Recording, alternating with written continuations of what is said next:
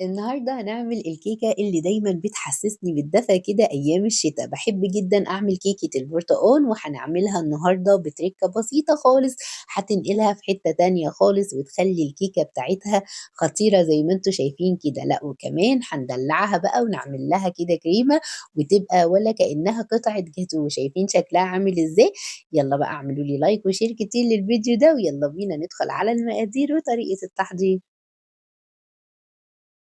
بسم الله أول حاجة كده هاجيب بيضتين يكونوا بدرجة حرارة المطبخ وكوباية إلا ربع من السكر وفانيليا برتقان، لو مش متوفر عندِك تقدري تضيفي فانيليا عادية عادي جدًا، رشة من الملح، معلقة من الخل، وهاضربهم كويس جدًا في العجان، وطبعًا ينفع تعمليها في الخلاط وينفع تعمليها بمضرب الكهربا وينفع تعمليها على إيديكِ، اوعي تقفي على أي حاجة، المهم إن أنا عايزة البيض يتضرب كويس جدًا، جدًا زي ما أنتم شايفين بالشكل ده ولونه يفتح. طب السوايل هنعمل فيها إيه يا سهير؟ هي دي التركة اللي باقول لكم عليها، هنجيب حلة كده ونضيف فيها كوباية من عصير البرتقال ونُص كوباية من الزيت ونقلبهم ونرفعهم على النار لحد ما يغلوا، قد إيه الحتة دي أو التركاية دي بتفرق جدًا، جدًا في الكيك.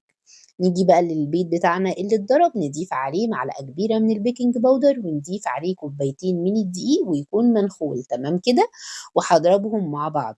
زي ما أنتم شايفين لو ضربتِ السوايل في الخلاط البيض والسكر اضيفيهم في بولة وانزلي عليهم بالدقيق والبيكنج باودر وقلبيهم بإيديكِ عادي جدًا أو بمضرب يدوي.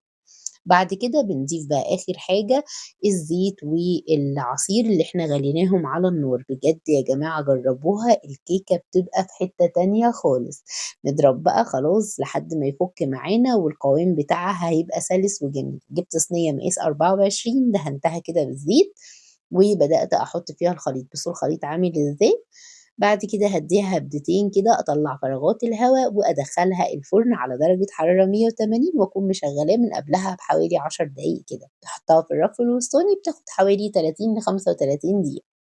بتخرج معايا بالشكل الجميل ده بُصّوا هشة جدًا، جدًا، طبعًا ينفع تتاكل على كده، لكن إحنا هنحوّلها لقطعة جاتوه وتبقى غنية كده وجميلة، أنا سِبتها تبرد خالص وبعد كده جِبت نُص كوباية من عصير البرتقان وبدأت أنزل بيها بالشكل ده وأشرّبها لها زي ما أنتم شايفين، وبالمناسبة أنا باعملها في أي وقت مش في الشتا بس لإني باستخدم فيها البرتقان اللي هو العصير البودر تمام؟ نيجي بقى للكريمة بتاعتنا كوبايتين عصير برتقان باضيف عليهم 4 معالق كبار من السكر وطبعًا على حسب رغبتِك تقدري تضيفي معلقتين 3 تزودي عن 4 طبعًا السكر على حسب الرغبة، وتقدري طبعًا تعملي عصير برتقان فريش براحتك خالص. ضفت معلقة كبيرة كده مليانة من بودرة الكاسترد زي ما أنتم شايفين بالشكل ده، وهاضيف معلقتين كبار من النشا، ولو مش متوفر عندِك كاسترد تقدري تخليهم ال3 نشا، بس أنا طبعًا بيفرق طبعًا في الطعم وهيفرق معايا في اللون كمان، هيخلّي اللون بتاعها حلو جدًا، بنقلّبهم على البارد بالشكل ده، وبعد كده بنرفعها على النار مع التقليب كده زي ما أنتم شايفين لحد ما القوام يبدأ يتقل معايا، وأحس كده إن هو بدأ يتقل تحت إيديّا، باضيف معلقة كبيرة من الزبدة أو السمنة، لو مش متوفر عندِك ممكن تضيفي قطعتين جبنة مثلثات برضه بتبقى حلوة جدًا، وأقلّب لحد ما تتقل معايا وتبقى بالشكل ده، طبعًا مش محتاجة فانيليا ومش محتاجة أي حاجة. طبعًا الكيك شربت العصير بسرعة جدًا، ده دليل على إنها هشة، نزلت بقى عليها بالكريمة بتاعتنا، وبدأت أجيب فواكه مجففة كده أزيّن بيها، طبعًا أنا حطيتها عليها وهي سخنة عشان عايزاها تمسك فيها،